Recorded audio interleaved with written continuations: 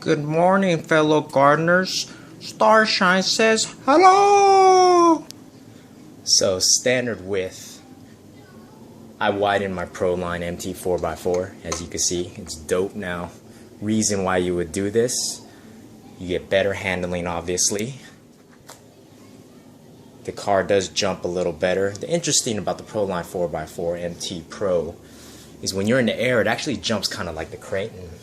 You know what I'm saying? It jumps and it doesn't completely flip a bunch of times because it's a little heavy, because it's got 8 scale parts, shocks in the car, which makes it kind of heavy and it jumps a little different. So it's more controllable than like the Granite 3S, you know, you're flipping a bunch of times. Oh, before I go forward, I do want to say what's up, E Dalton, my guy. He's been consistently checking me out, saying what's up. Maybe a shout. And I do watch anime. I love it, by the way. Big Dragon Ball Z fan too, but not as much as you probably. But give me some recommendations, you know, if you got some good anime. Anyways, back to the top. People be asking what's my favorite 10 scale monster truck. Well, damn, look how wide that is. It's practically as wide as the Kraton, man. Damn. Then at this point, when I widen it, look, it's as wide as the Kaiju. So yeah, this PROLINE is a beast. It is my favorite, guys. The Max is more like a, they call it a 10 scale, but I think it's more like a 8/9 scale. Ta-da! Today's video is unboxing this wide kit, and we're gonna do Max Operation 101. Let me show you what it looks like. It does come in these colors. I got the black, of course, because I think it's more dope. You know, I think those colors are a little too flashy. I'm not too flashy of a guy, but it gives you about 20 millimeters increase in width. And the simplicity of it is all you need is an 8mm hex. You need a couple tools, a 1.52 and a 2.5, and you're good to go, man. Pop off the bumper if you already have a light kit. I'll give you the details right now. But real quick, the PROLINE is wider than my Max, you know, with the widening ability. And trust me, it runs so much better with this wide. I put some hexes on there. A couple of my guys are asking. I don't know if they still sell them or not, but shout out to Chris Anthony for that bit a couple years ago. But when I bash this thing, man, it is tougher than nails, man. The only thing is I might change this. I'll leave the switch, you know, on the inside because it does fall off sometimes. I shouldn't have done that. I thought it'd be easier because when I buckle it up, because you have to do the twist ons, you want to, you know, turn it on there and the worry when you go out to your bash spot. Oh yeah, boom, boom, chow. You guys ever watch Money Heist on Netflix? I'd highly recommend it. Very entertaining, funny, and intenseful show. Anyways, here it is right there. So orientation, you get 2 of these. They are interchangeable from the back or the front. Very easy to do, by the way. I was kind of inspecting it, and it looks good. But these are the black parts. You got 4 of these, 2 of those, and then the upper, and then of course another 2 on the back. Okay, these springs are gonna obviously, you know, I don't know, not obviously, but you know they go on the back, and you're gonna move these up to the front because the stiffness is a little different compared to the 2 that they recommend according to what you see in here in the suspension kit instructions. Okay, so very easy. I probably don't even need to look at that, and I'm just gonna run it. So there's the orientation, guys, just to let you know if you don't know. Okay, so obviously, you know, this will be the front, this will be the back, set up just like that if you look at the truck like that. Okay, so man, I love how beefy these parts feel. I never really held and inspected it and looked at it. And of course, I forgot to tell you, it does come with these two links right here. So just to let you know, the links. So just to let you know real quick, look at the links. You see the inside? This is the, you know, the bell crank side. And then if you move to the outer portion, you see how it's smaller? Yeah, look at the height there.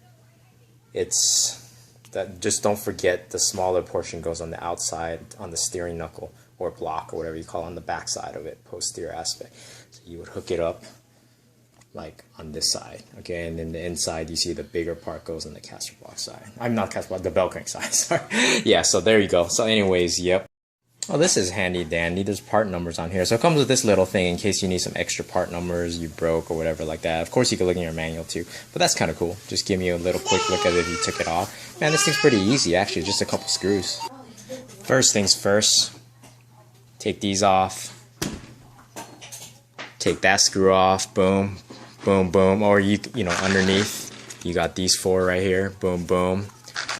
So let's count up the screws you got to take off. You know, you got 1, 2, 3, 4, 5. So there's 5. So 1, 2, 3, 4, and oh yeah, and then you got the bottom one, and you got the perch screw, and then you got 5, 6, and there's 4 on the bottom, 10, and then there's 1 on the tie bar, 11, and that's it. And you slide it out. You slide out the steering assembly, and then the suspension arms have pins, and you slide them out till you screw them out. And there's a couple on the inside too as well, like right here, and that's it. And you take it off. Just admiring the quality and engineering of these caster blocks. Pretty cool. They just come out. So I'm mistaken. It was actually 3, 4, 5, 6, including the back, the rear axle carrier to the link, you know, that's on the back of it that connects to like right here and stuff. So just 6 screws. Once you get those 6 screws out, you could already pull it out, and it's pretty easy. And the cool thing is on these, if you're really messy and you're not organized like me, they are labeled. So this one says like L, so you could just put it on there like that. So it would go on the left side, that front left side. So they're all labeled, and they're really easy to mark and put. But I just kind of like, I figured like if you could just kind of turn it this way, it's so easy to take off. You know, you could just kind of leave like say your steering hub on one side that goes on that side, and that one, and then you know you just get the screws. You know, I know that this one's gonna be on the top of the caster block, and this one's on the bottom, like that and like that, and then you just won't forget it, and you just pop, pat, pat, pam, and you're good. You know, and then the 4 on top of here adds to the 9 on each side, so 9, 9. Take this off, and the cool thing is if you have your light kit, you don't have to disassemble the actual light kit because it comes off. If you hold it under and you put your tires, you like how I stand it up kind of like that, you could kind of put this here and just hang it right here, and it'll stay up, and you could go ba ba ba bam, put the new arms on, and then turn it over. I realize that's the easiest way, so I'm gonna get this done and I'll do the other side. It's the same for the back side. So you got your, you know, your 6 screws, take out your steering assembly and your drive shaft, put the new ones in, put the links, switch the shocks out from the front, take them out, put the back ones on the front, take these springs, bam, put it on the back, bam, screw it up, the 4 on the bottom, bam, you're done. That's it. So you guys like my little sound effects? Nice and easy. But I was gonna do like the high speed, like while if you filming me screw, but you guys can't see it and you don't get the explanation. You're just watching this high speed screwing, and like people don't, you ain't gonna understand nothing. So this is the Tom Traxxas style demonstration of what screws you need to take off in the easiest method without busting a wire on your LED or anything like that. But man, I love the design of these, and these things do feel beefy even though they're plastic. The crazy thing is the CVAs, man, their CVAs are like $100 just to get the metal ones. I was like, that's crazy. I ain't gonna buy that. You know, I think these plastic ones are tough enough. You don't need to upgrade those. I mean, it's kind of goofy to kind of pay that much and upgrade. It's, you know what I'm saying? So real quick, here's my setup real quick. So if you set it up like this, you have your front left, your front right caster block, your back left, and your back right, and you'll never get mixed up, you know what I mean? Just remember coordinating where the front and the rights are, and relative to the way you're sitting is the easiest way to set it up. So see, like this would be my back left, so it's gonna, if you look at the truck, it's gonna be on that side. Okay, so if you put the block, you know, the back left is gonna be here, and this part goes on top with the 2, don't forget that, and it's like boom, you're good to go. See, back left. So anyways, also I would work on the back first because you got to take the springs off. So if you take the springs off, you finish up the back, screw it all in, move to the front, take the spring out, put the spring aside, boom boom boom, screw it all up, done. Then of course cleaning it while you're, you know, taking all your pieces off. You know, you guys know how I love doing that.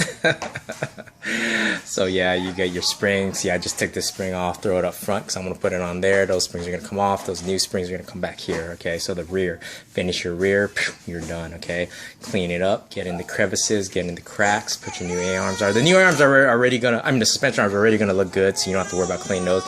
It's going to look new, it's going to look fresh, it's going to look awesome. It's amazing how this Traxxas Maxx is just like the X Max in the parts. The suspension arms are like identical, just the miniature version. A quick little tip, I'm done with the back. I'm just gonna screw in the body and the top screw and put the wheels back on. But I wanted to say, when you put this whole brace back on, there's a key to doing it. Normally you want to like hook it here and then put it back, but for the back part you want to put that part in first and then take your thumb and just kind of bend it down and slide it in. And that's the easiest way, I noticed. And then for the front, you do want to slide this part in first. So slide that in, and the front will just slide in. But if you do that same way with the back, it's going to be hard to get the bottom part to slide in. So you want to do this part once again, this part, slide it in, and then hook it in. And then for this part, instead of sliding this part in first right here, you want to slide that part in a little bit, and then take your thumb and just kind of, because this part braces a little bit longer, as you can see, than this one. See that the length, it's only like that. This one a little longer. So if you put the back end in and then you bend the front and you go and it slides right in real easy. So those are the easiest methods. But man, I love this. I love admiring how Traxxas could build this thing and just make, see, these are all the original parts, the smaller arms and the links. So I got the links. I just got to put the last remaining caster block on this side, and I'll put the wheels on. Guys, all done. So look at it compared to the PROLINE 4x4. Pretty wide now. So yeah, it looks good. One other thing I want to show you I added was this. So I'm going to get this on there real quick. So just pop this off right here, you know, and then just take this off so I can put the batteries on there and strap it. So that way I have more room to put bigger batteries. But let's look from the top view real quick to see if it's pretty wide. Yeah, see, it's pretty wide now. It looks pretty good for what it is compared to like the PROLINE 4x4. So with the 2 centimeter difference, it seems to be pretty good now. I mean, is it wider than the Kaiju now? It could be a little bit. It's about the same, but you know, it looks pretty good now for what it is. Yeah, it looks pretty good. It's about the same. So looking at it, it's pretty much almost as wide as the ARRMA Kraton 6S. So there's that, and there's my PROLINE back there. So yeah, nice and wide, all of them now, and that's the 6S. So yeah, 2 centimeter difference looks pretty good, man. Finished with the wide kit on. Damn, it looks a lot better. I mean, there's a lot of width. The truck seems freer. The front actually feels pretty good with the back springs on there. It's got a lot of you know, stiffness. So you can see it's from the front here. Check it out. Ooh, man, that looks nice. You know, I like to keep it black there, but of course we're gonna have to run it real quick too. So let's go run it real quick. Come on now, I ain't gonna make you guys wait, man. It's the weekend. You know how Tom Trax do it. We run it. We don't make it 2 different videos. We run it, baby. We run it. Damn, it doesn't traction roll no more, guys. Shit. Holy moly, it's awesome. Look at that. Woohoo! Full turn, no traction roll right here. I think the Y kit actually makes it oh, sorry. It makes it wheelie a little better. Cause it's like wheeling like crazy. See that? Damn, Gina. Looks good though. I used to traction roll a lot. Holy moly. Woo, you see that turn? Damn. Ooh, shit. I love it. Oh yeah. Love it, man. Let's feel that power. Damn. Ooh, look at that turning. Damn. Whoa, man. Feels really cool. Feels really cool. Dang it, wheelie's like easier for some reason. I don't know what it is. Oh, there it is. Wow. So you still could get it, the traction roll, I mean, with 4S power, obviously. But damn, I love the way it moves now. Traction roll less, but it's still... Damn, this thing is quick, though. 50 miles per hour. Why does it feel faster? It feels faster than it was when it was smaller. I mean, when it was not as wide, you know? It's kind of crazy. Anyways, guys, I'm gonna cut this short so I don't hold up traffic too much. Thanks for watching. Let's do some little crawl on the rocks here. Look at that. Damn, it's wider. Crawl on the rocks right there. Damn. Woo, you see those brakes? Man, this thing's the best, dude. I gotta admire for Traxxas for building this truck, the Mini Max. Now that it's like wider, it's like sick as hell. Damn. Just killing it, revving that engine, owning that streets, man. Not worrying about a thing on the sunny day, on the weekend. Yeah, boy. Damn. Woo. Anyways, yeah. Hang out here, kill off a few batteries. Thanks for watching and watching this build of the Wide Max. I'll catch you guys later. Love you all.